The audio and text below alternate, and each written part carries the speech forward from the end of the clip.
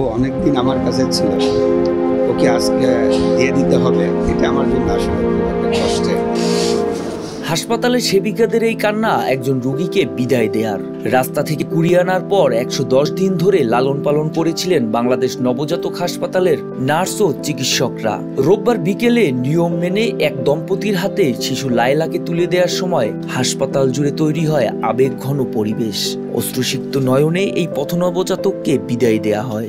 তাদের কাছে দিতে পেরেছি। আরেকটা কষ্টের দিন, আসলে ও অনেকদিন আমার কাছে ছিল, ওকে আজকে দিয়ে দিতে হবে, এটা আমার জন্য আসলে খুব একটা কষ্টের। এই কষ্টটা আমার সাময়িক কষ্ট।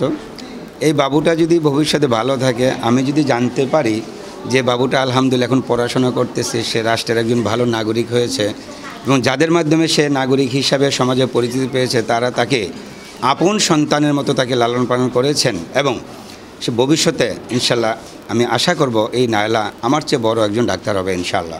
ওয়ালটন আবারও মিলিয়নিয়ার অফারে ওয়ালটন ফ্রিজ কিনে আপনিও হয়ে যেতে পারেন মিলিয়নিয়ার।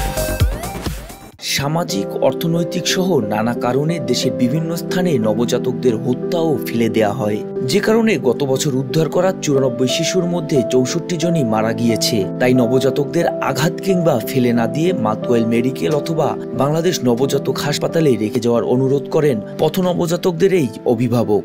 নবজাতক হাব তৈরি করে দিলে এখন যেমন গত বছর ৯৪টা বাচ্চা উদ্ধার হয়েছে, এর মধ্যে ৬৪ জনের মৃত্যু, কিন্তু নবজাতক হাব হইলে দেখা যাবে যে ৯৪-এর মধ্যে ৯০টা আমরা বেঁচে যাবে, হয়তো 4টা-5টা হয়তো মারা যাবে। সেই ক্ষেত্রে এটা খুব জরুরি একটা দরকার এবং এটা যদি করা যায় অনেক বাচ্চার জীবন দেওয়া যাবে। আর বাচ্চাদের জীবন দিতে পারলে, একটা বাচ্চা তো ছোট বাচ্চা, ও তো ধরেন একদিন বয়স থেকে বাঁচলে ১০০ বছর বাঁচলে সব ১০০ বছরের। আর ডাক্তার মুজিবের এই উদ্যোগকে সফল করতে এসব শিশুদের বিনামূল্যে চিকিৎসা সেবা দিয়ে যাচ্ছে বাংলাদেশ নবজাতক হাসপাতাল। ব্যয়ভার আসলে প্রতিষ্ঠানের একটা লভ্যাংশ থাকে, তাছাড়া আমাদের পার্সোনালও কিছু সহযোগিতা থাকে।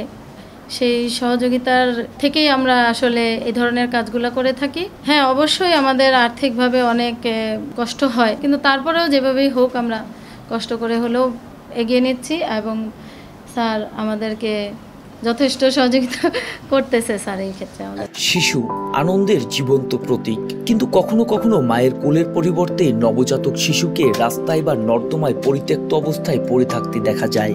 এমন নির্মমতায় শিশুদের জীবন রক্ষায় মানবিকের প্রতিষ্ঠানটি পথ নবজাতকদের কোলে তুলে দেন চিকিৎসা, তারপরে আইনি কাঠামোর মধ্যে থেকে তুলে দেন দত্তকে আগ্রহী দম্পতির কাছে।